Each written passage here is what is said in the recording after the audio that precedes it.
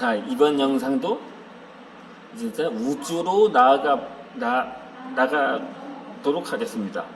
근데 우주 중에서도 태양계를 벗어난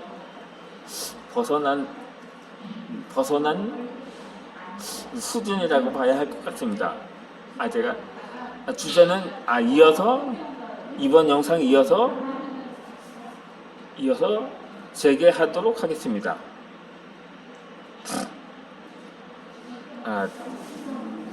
우리나라는 해방 이후 한국 6.25 전쟁을 거쳐서 60년대 초까지는 세계 최빈국이었다는 사실을 세계가 다 알고 있습니다. 그런데 어떻게 역사를 보면 꼭 그렇지만은 않은 것 같습니다. 6.25 이전까지 우리나라도 그럭저럭 부자 나라였다는 사실을 심적으로 알 수 있었기 때문일 것입니다. 아니, 이게 무슨 광개토대왕이 유럽까지 갔다는 소리냐고 할 수가 있을 것입니다. 앞서서 말한 것처럼 해방 이후 한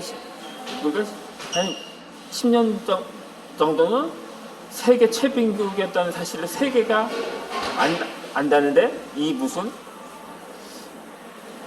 소리인가, 무슨 귀신 신화랄까 막는 소리인가 할 수 있을 텐데, 물론 그때 일제 때 그렇다고 부자들이 전혀 없었던 건 아니거든요. 그런데 많은 사람들이 어렵게 살아온 부모 세대들의 경우 할아버지가 대지주였다는 말을 많이 듣기 때문입니다. 물론 일제 때 무슨 독립운동을 하다가 가세가 몰락한 사람들의 이야기는 많이 듣습니다. 이를테면 우당 이회영 일가라든가 삭수 이상용 같은 분들을 들 수 있는데, 그런데 그보다 더 많이 그럼 일제시대 잘 살았던 사람은 다 친일파였다는 판단이 와르르 무너졌을 것입니다. 물론 근데 이 친일파라고 오해라고 해야 할 것 같습니다. 그런데 겉으로는 일제와 합력하는 척하면서 실제는 독립운동에 가담했다는 사람들도 없진 않았을 것입니다. 하지만 6.25 전쟁으로 인해서 그 모든 것이 무너져 내렸던 거죠. 이 40년 동안 무명 가수였다는 이 견우와진녀라는 노래가, 이 노래는 잘 모르겠는데 김희경이라는 사람이 있었습니다. 현재 트로트 가수 진성 씨의 경우도 40년간은 무명 가수 생활을 했다는데, 그런데 그 사람의 부친이 얼마나 억울하게 죽었으면 그 후 알코올 중독으로 거의 말년이 되어서야 대우각성을 했다는 얘기가 있거든요. 얼마나 억울하게 죽었다면, 6.25가 났을 때 김미경의 부친이 그 사람은 큰 할아버지인데, 그 부친이 이 공산군들이 점령하자 그 아들에게 자기 부친을 죽창으로 찔러 죽게 했다고 합니다. 그런데 그의 가문이 대대로 사람들의 덕망을 받은 집안이었다고 합니다. 그러니까 사실상 그의 집안은 악질 지주가 아니라 선질 지주였던 셈이었죠. 그럼에도 당시 다 부자들은 전부 다 악질 지주들하고 매도해가지고 전부 처형해 버렸기 때문에 그 입장에서는 억울했을 것입니다. 억울해도 너무 억울했던 거죠.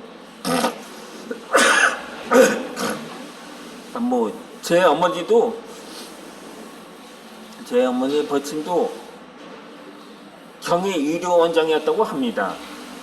그런데 저는 지금은 굴비판 생활을 하고 있지만 그렇지만 저의 외조부께서도 당시 사람들한테 덕망이 높았다고 합니다. 그러다 당시 공산군들한테 체포되었을 때 당시 그때 인민재판이라고 하죠. 당시 모여들었던 군중들이 아니 그 사람은 착취를 하지 않았어. 오히려 분배한 사람이라고 그리고 탄원을 했지만 소용이 없었습니다. 결국 그 후로 저희 어머니는 경제적으로 힘들게 살아왔었던 거죠. 그렇게 해서 그때는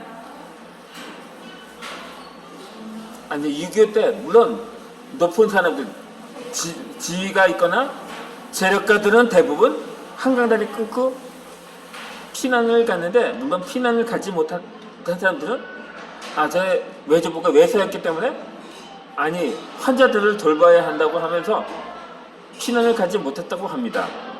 그런데 그때 상황에서는 공산군이 한 지역이 공산군 수중에 들어가다 공산군에 붙어서 동족을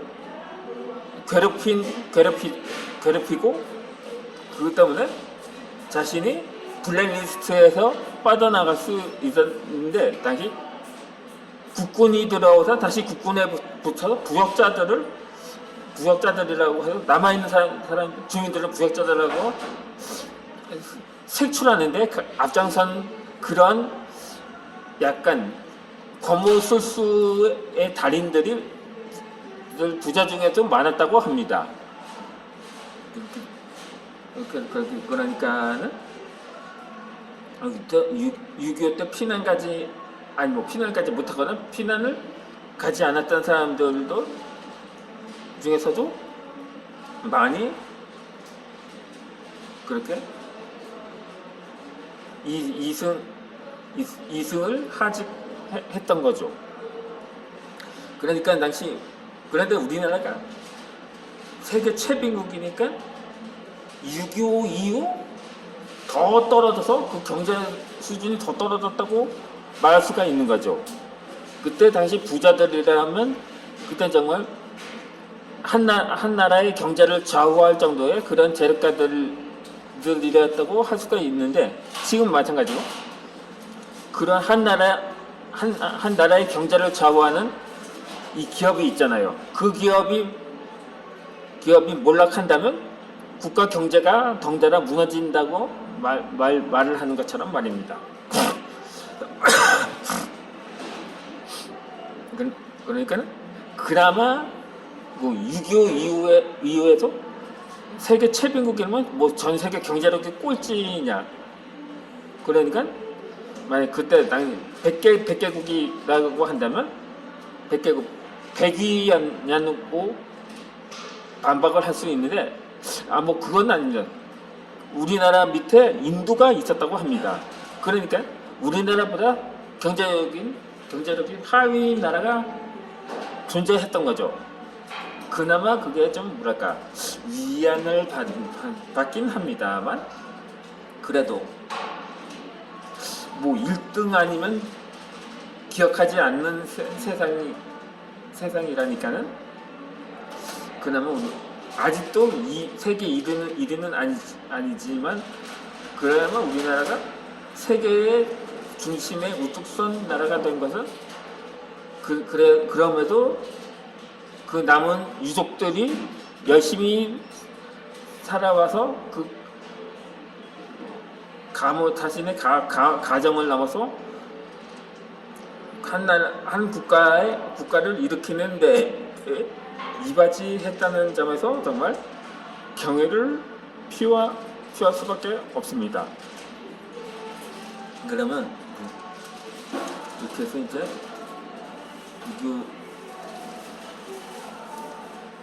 사실 그렇습니다. 이제는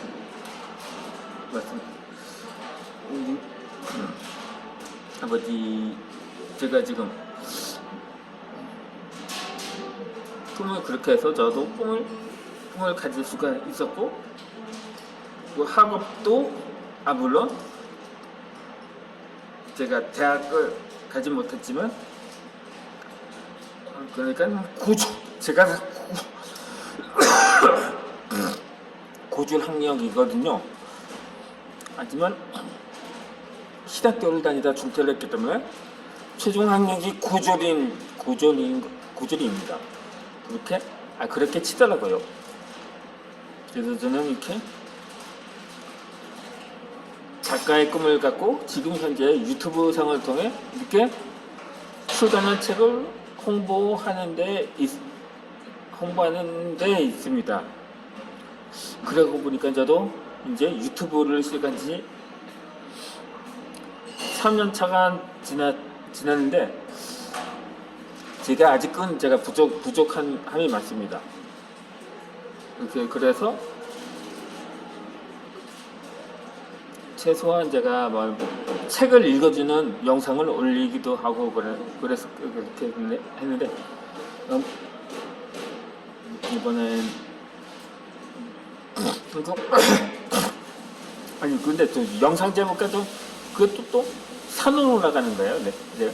제 개인사 얘기로 그게 또 어떻게 연계가 되는지